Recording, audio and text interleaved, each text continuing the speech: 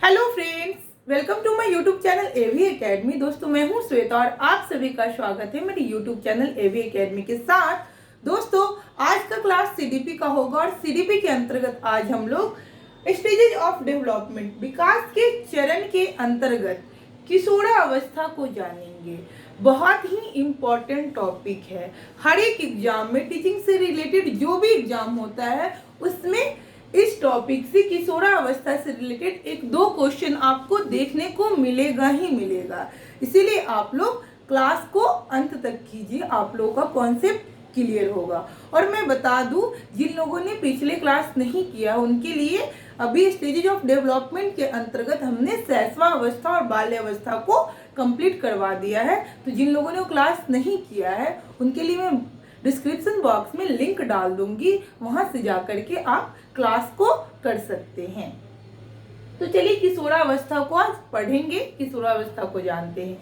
किशोरावस्था जिसका उम्र 12 से 18 वर्ष तक का होता है और यह अवस्था जो है बच्चों की जिंदगी के लिए, किशोरों की लाइफ के लिए एक स्वर्णिम काल इसको बोला गया है, यानी कि बहुत ही महत्वपूर्ण अवस्था है।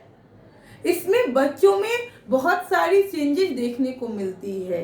शारीरिक चेंजेज हो गया, सामाजिक चेंजेज हो गया, भावनात्मक चेंजेज हो गया, बहुत तरह की चेंजेस देखने को मिलती है। इसे हम लोग आंधी और तूफान की अवस्था के नाम से भी जानते हैं, क्योंकि बच्चों की जिंदगी में बहुत ज्यादा चेंजेस आता है इस अवस्था में।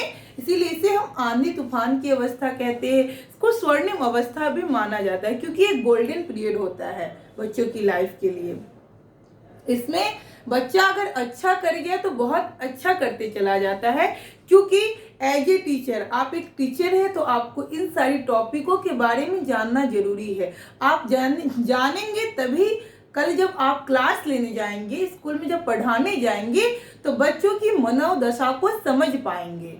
बच्चों की मनोदशा को समझेंगे, बच्चों को समझ पाएंगे, और आप समझेंगे तब आप बच्चों के लिए अच्छा काम कर सकेंगे।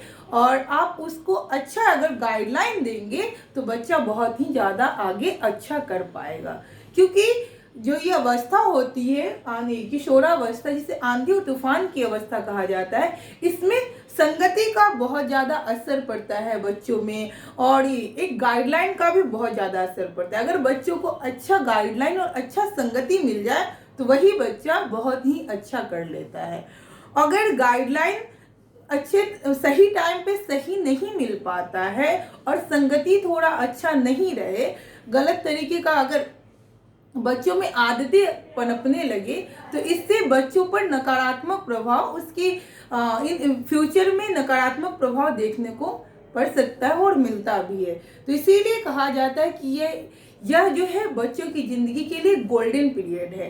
तो इसीलिए एज ए टीचर आप लोग सब कोई कल को टीचर बनने वाले हैं, तो इस चीज को समझिए। और किशोरावस्था से रिलेटेड अभी 3-4 क्लास आप लोगों को मिलेगा। तो चलिए क्लास को शुरू करते हैं। किशोरावस्था मानव जीवन की सबसे महत्वपूर्ण अवधि है। यह अवधि बालिकाओं के लिए, लड़कियों के लिए 12 से 13 वर्ष के लिए और लड़कों के लिए 13 से 14 वर्ष की आयु से शुरू होती है। यह अवस्था 18 वर्ष तक चलती है। कहीं कहीं इस अवस्था को बताया गया कि 19 वर्ष तक चलती है, तो इसमें थोड़ा बहुत विवाद देखने को मिलता है। WHO कहता है कि जो किशोरावस्था है जो बच्चों में 10 से लेकर के 19 साल तक बच्चों में देखने को मिलता है। तो इस तरीके की विवाद देखने को मिलता है। मोटा मोटी कह सकते हैं कि किशोरावस्था 12 वर्ष से लेकर 18 वर्ष तक की अवधि को हम किशोरावस्था के अंतर्गत काउंट करते हैं। ठीक है, आगे बढ़ते हैं हम लोग। इसीलिए इसे क्रांतिकारी परिवर्तन भी कहते हैं। विकास की इस अवधि के दौरान वृहद शारीरिक मानसिक परिवर्तन होते हैं। स्टेनली हॉल के अनुसार, देखिए मनोवैज्ञानिक है, स्टेनली हॉल के अनुसार किशोरावस्था बृहद विकृति और तनाव, तूफान और संघर्ष की अवधि है। क्या कह रहे हैं स्टेनली हॉल? कह रहे हैं कि किशोरावस्था जो है, जो बृहद विकृति, तनाव, तूफान तूफान और संघर्ष की अवधि है, क्योंकि बच्चों की जिंदगी में बहुत सारा चेंजेज आता है।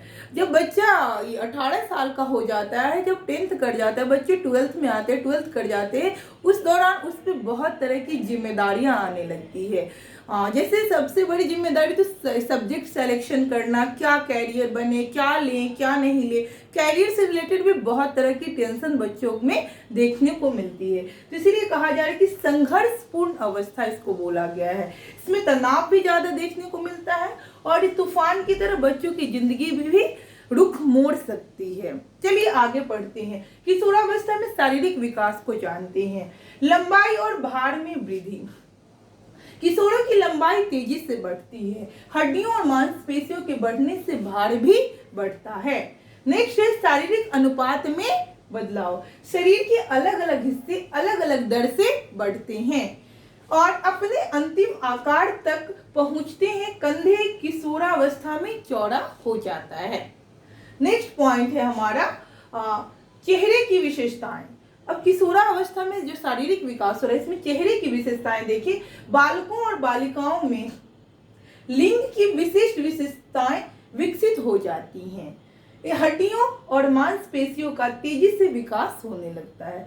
बालिकाओं की मांसपेशियां नरम रहती हैं, जबकि बालकों की मांसपेशियां सख्त हो जाती है। स्वर में बदलाव। बालक का स्वर गहरा और कठोर हो जाता है, वहीं पर बालिकाओं की स्वर देखा जाए तो तीखापन आ जाता है उसमें और वह मधुर हो जाता है। नेक्स्ट पॉइंट है हमारा पाचन तंत्र की बात कर रहे हैं। तो किशोरावस्था के दौरान पाचन तंत्र के अंग गुणात्मक परिवर्तन से गुजरते हैं। इसीलिए इस परिवर्तन के परिणाम स्वरूप किशोरावस्था में अधिक खाने की इच्छा बच्चों में देखने को मिलती है। नेक्स्ट पॉइंट है नाड़ी की गति में वृद्धि होती है। शरीर के अन्य अंग की तरह हृदय का आकार और भार बढ़ जाता है। बालिकाओं की तुलना में बालकों में वृद्धि दर अधिक होती है और दोनों की नाड़ी की जो दर होती है वो बढ़ जाती है। तो एक बार मैं साइड हो जा रही हूँ, आप लोग इसका स्क्रीनशॉट चाहे तो ले लें, आप चाहेंगे तो स्क्रीनशॉट लेके एक नोट्स के रूप में तैयार कर सकते हैं, क्योंकि बहुत ही इंपॉर्टेंट पॉइंट को आप लोगों के सामने ला रही हूँ। तो चलिए आप लोग ले लिए होंगे स्क्रीनशॉट। अब मैं बता दूं कि किशोरावस्था को जाने और किशोरावस्था के अंतर्गत हम लोग शारीरिक विकास को देखिए। शारीरिक विकास में क्या क्या परिवर्तन देखने को मिल रहा है, तो लंबाई और भार में वृद्धि हो रही है। नेक्स्ट है हमारा शारीरिक अनुपात में बदलाव देखने को मिलता है। चेहरे की विशेषताएं देखने को मिलती हैं। स्वर में बदलाव आ जाता है, लड़के और लड़कियों की स्वर है उसमें चेंजेस देखने को मिलता है।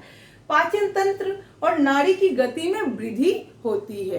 तो ये सारी जो विशेषताएं किशोरावस्था में शारीरिक विकास की क्या कहते हैं, शारीरिक विकास के बारे में बता रहे हैं। शारीरिक विकास के अंतर्गत इन सारी चीजों को, जो भी टॉपिक है, इसको देखने को मिलता है। तो आज हम लोगों ने किशोरावस्था को जाना और किशोरावस्था के अंतर्गत कल के क्लास में हम लोग किशोरावस्था के अंतर्गत बौद्धिक विकास, सामाजिक विकास के बारे में जानेंगे। तो मैं बता दूं कि बहुत ही इंपॉर्टेंट टॉपिक है, किशोरावस्था बहुत ही इंपॉर्टेंट टॉपिक है। आप लोग पढ़िए, इंटरेस्ट को जगाइए और पढ़ाई शुरू कर दीजिए। पढ़ाई करेंगे तभी आप क्वेश्चन को सॉल्व कर पाएंगे, अन्यथा आप 1-2 नंबर से भी पिछड़ सकते हैं। जब तक कॉन्सेप्ट क्लियर नहीं होगा तब तक आपको कोई फायदा नहीं होगा। कोई भी शॉर्टकट नहीं होता है किसी भी चीज का, कोई भी रामबाण तरीका नहीं है कि आपको एग्जाम पास करवा दिया जाए। अगर आप चाहें रातों रात एग्जाम पास करना तो कभी पॉसिबल नहीं है कि आप रातों रात एग्जाम पास कर सकते हैं। तो इसीलिए आप लोग पढ़ाई को शुरू कीजिए और पढ़ाई को कंटिन्यूअस करते रहिए। मैं अपना क्लास कभी भी 10 मिनट से ज्यादा का नहीं देती हूँ, ताकि आप लोग बोरियत फील ना करें और इंटरेस्ट के साथ क्लास को करते रहें। क्लास को रोजाना कंटिन्यूअस करते चलिएगा तो आप धीरे धीरे ही सही आप एक एक टॉपिक को क्लियर करते चले जाइएगा। जैसे कि आज हम लोगों ने किशोरावस्था के दौरान शारीरिक विकास और किशोरावस्था को जान लिया, कल अब हम लोग किशोरावस्था के दौरान ही बौद्धिक विकास और सामाजिक विकास को जानेंगे। तो ऐसे छोटे छोटे टाइम में छोटा छोटा टॉपिक जो भी है उसको क्लियर करते जाएंगे, फिर सेट प्रैक्टिस को भी करेंगे। इसके रिगार्डिंग जो भी इम्पोर्टेंट क्वेश्चन होगा उसको भी करवाएंगे हम, ताकि आपका कॉन्सेप्ट क्लियर हो और क्वेश्चन को समझे, क्वेश्चन को पकड़ सके और अच्छे अंक के साथ एग्जाम को क्वालिफाई करें। मेरा उद्देश्य है कि आपका एग्जाम क्वालिफाई हो और आप एक बेहतर टीचर बने। केवल एग्जाम क्वालिफाई नहीं करवाना है, बेहतर टीचर बनना है, यही मेरा उद्देश्य है। Thanks for watching my video.